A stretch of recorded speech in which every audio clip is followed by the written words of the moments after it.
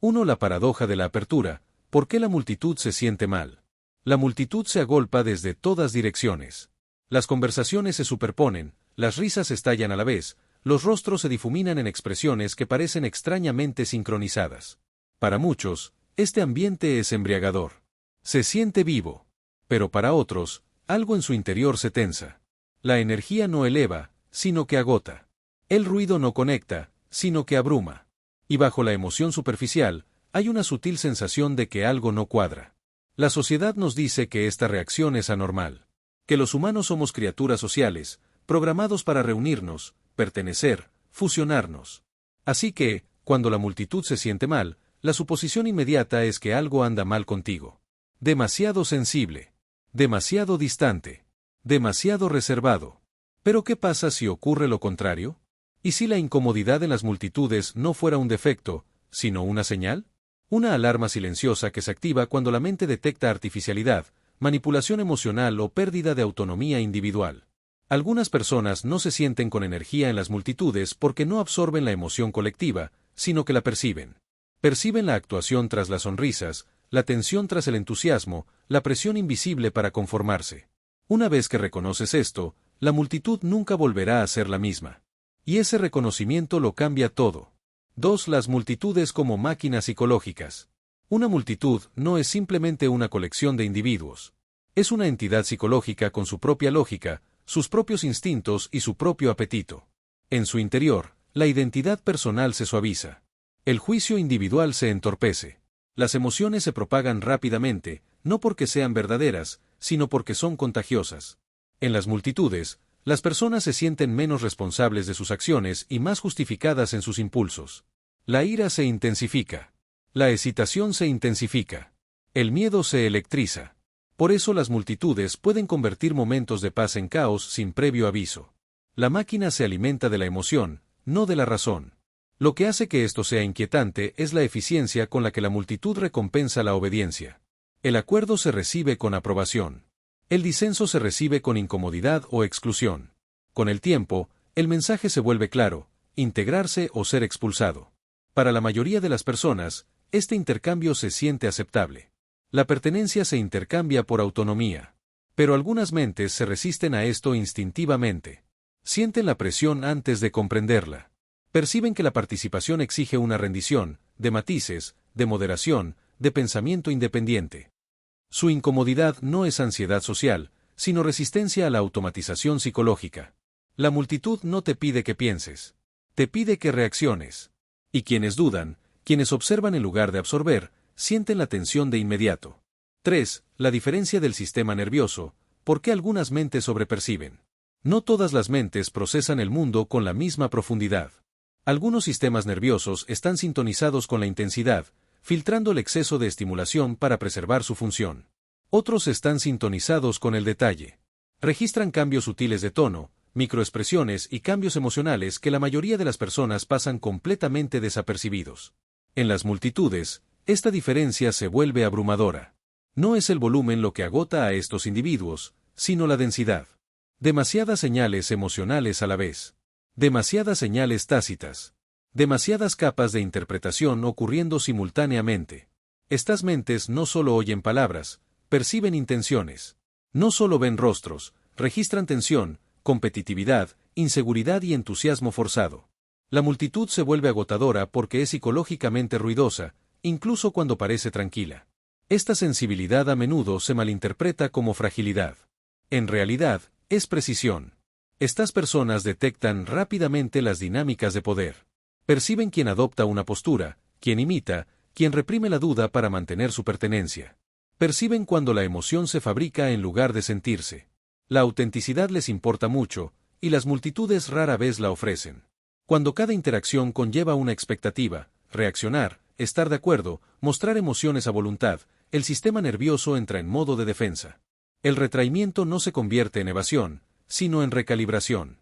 4. La multitud recompensa a los promedio, no a los conscientes. Las multitudes funcionan mejor cuando el comportamiento es predecible. Cuando las reacciones son familiares.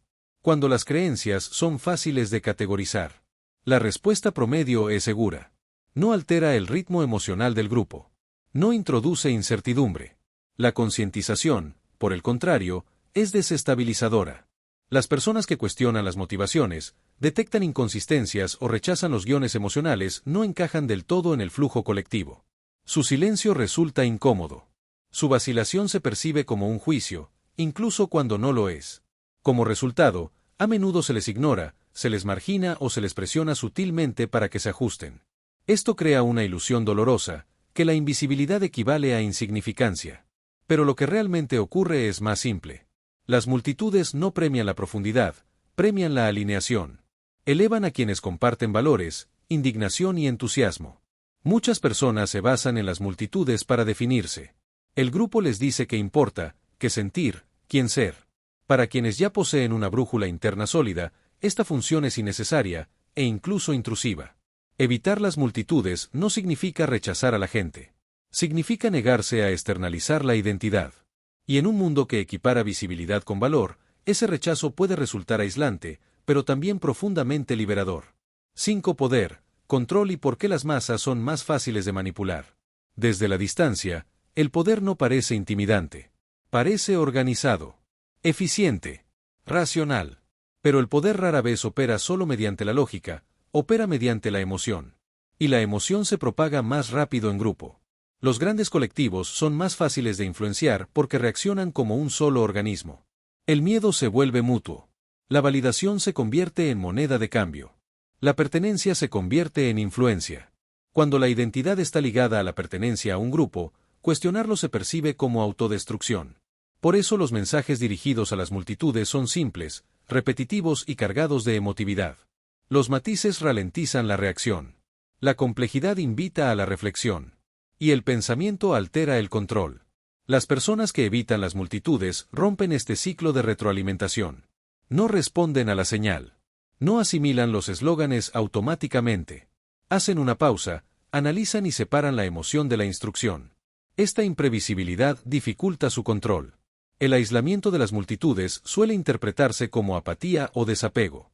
En realidad, puede ser lo contrario. Es la decisión de observar antes de reaccionar. De pensar antes de alinearse. De reconocer cuando la emoción se manipula en lugar de expresarse. El poder prospera con la velocidad, indignación rápida, lealtad rápida, acuerdo rápido. La distancia lo ralentiza todo. Y en esa ralentización, la manipulación pierde su influencia. La independencia no comienza con la rebelión, sino con la negativa a la prisa. 6. Rendimiento social, juegos de estatus y agotamiento oculto. La mayoría de los espacios sociales modernos son escenarios, no santuarios. Premia la visibilidad, la confianza y la expresión emocional. Cada interacción se convierte en una sutil negociación de estatus, quién habla, quién lidera, a quién se admira, a quién se ignora. La multitud intensifica esta actuación. Las expresiones se exageran. Las opiniones se agudizan. Se proyecta certeza, incluso cuando hay duda. Participar plenamente a menudo requiere una versión de uno mismo que se adapte al momento. Para quienes valoran la coherencia interna, esto resulta agotador. No porque carezcan de habilidades sociales, sino porque se niegan a fragmentar su identidad en busca de aprobación. Mostrar un entusiasmo que no sienten o un acuerdo que no comparten crea fricción psicológica. Las redes sociales amplifican esta dinámica. La validación se cuantifica. La presencia se convierte en prueba de relevancia. El silencio se interpreta como ausencia, en lugar de intención. Las personas que evitan las multitudes a menudo lo hacen para preservar algo vital, la integridad cognitiva y emocional. Prefieren la profundidad a la ostentación. La sustancia a la señal. Su retirada no es arrogancia. Es eficiencia. Invierten energía donde la autenticidad es posible, no donde se exige rendimiento. Y en una cultura basada en la exhibición constante, esa moderación es discretamente radical. 7. La soledad como arma cognitiva. La soledad ha sido malinterpretada durante siglos. Se la define como vacío, retraimiento o debilidad. Pero para ciertas mentes, la soledad no es ausencia, sino amplificación. Lejos de las multitudes, la mente deja de reaccionar y empieza a organizarse. Los pensamientos que el ruido ahogaba se aclaran. Los residuos emocionales se asientan. Surgen patrones.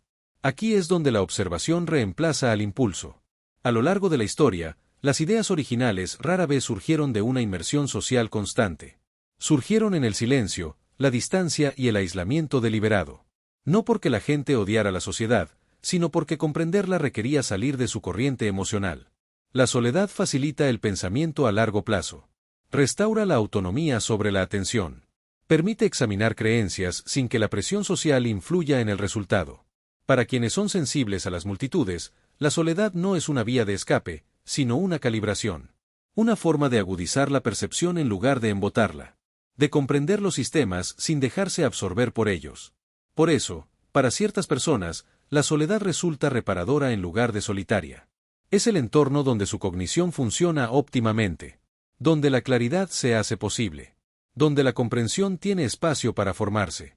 Lo que desde fuera parece una retirada, a menudo es una preparación desde dentro. 8. ¿Por qué te hicieron sentir raro por evitar las multitudes? Desde temprana edad, la inmersión social se presenta como una virtud. La popularidad es señal de éxito. La visibilidad, de valía. Quienes se mueven contra esta corriente son rápidamente etiquetados como callados, torpes, antisociales, difíciles. Estas etiquetas cumplen una función. Evitan que el sistema tenga que cuestionarse a sí mismo. Si la participación es obligatoria, la negativa debe considerarse una deficiencia. Las personas que evitan las multitudes interrumpen una narrativa reconfortante, que pertenecer equivale a satisfacción.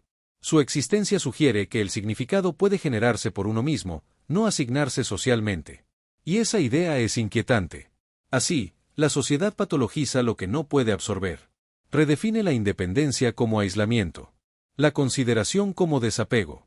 La moderación emocional como frialdad. Pero sentirse extraño suele ser el precio de no ser programable. Cuando no respondes de forma predecible a los incentivos sociales, tu comportamiento confunde a quienes dependen de ellos. Esta parte del viaje es profundamente personal. Muchas personas internalizan estos juicios, creyendo que les falta algo. En realidad, hay algo extra, discernimiento. Ser malinterpretado no siempre es un fallo de comunicación. A veces es señal de que tu marco interno opera fuera del guión dominante. 9. El costo de la conciencia, aislamiento, claridad y responsabilidad. La conciencia no es un regalo. Requiere un pago. La distancia de las multitudes puede significar menos experiencias compartidas, menos vínculos casuales, menos lugares a los que pertenecer sin esfuerzo. Aquí hay soledad. Una silenciosa sensación de separación. Las conversaciones pueden parecer superficiales. El entusiasmo emocional puede parecer forzado. Relacionarse con los demás requiere traducción. Pero la conciencia también trae claridad. Empiezas a reconocer cuando se manipulan las emociones, cuando la urgencia es artificial, cuando el consenso reemplaza a la verdad. Adquieres control sobre tus reacciones. Esto genera responsabilidad. Ya no puedes culpar a la multitud por lo que sigues. Debes elegir deliberadamente con qué interactuar, qué rechazar, qué ignorar. El consuelo suele residir en renunciar al juicio. La conciencia elimina ese consuelo. Te exige ser independiente en tus conclusiones, incluso cuando te aíslan. Este es el dilema. Profundidad en lugar de comodidad. Autonomía en lugar de pertenencia.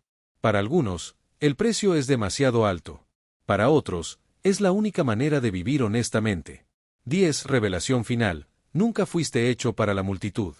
Regresa a la imagen de la multitud, pero ahora no estás dentro de ella. Observas desde la distancia. El ruido sigue ahí, pero ya no te atrae.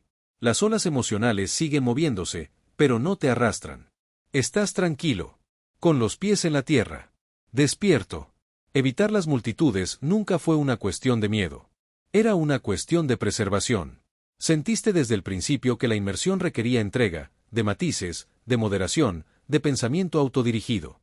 Esto no te hace superior. Te hace único. Ves bajo la superficie. Reconoces cuando se usa la emoción como palanca.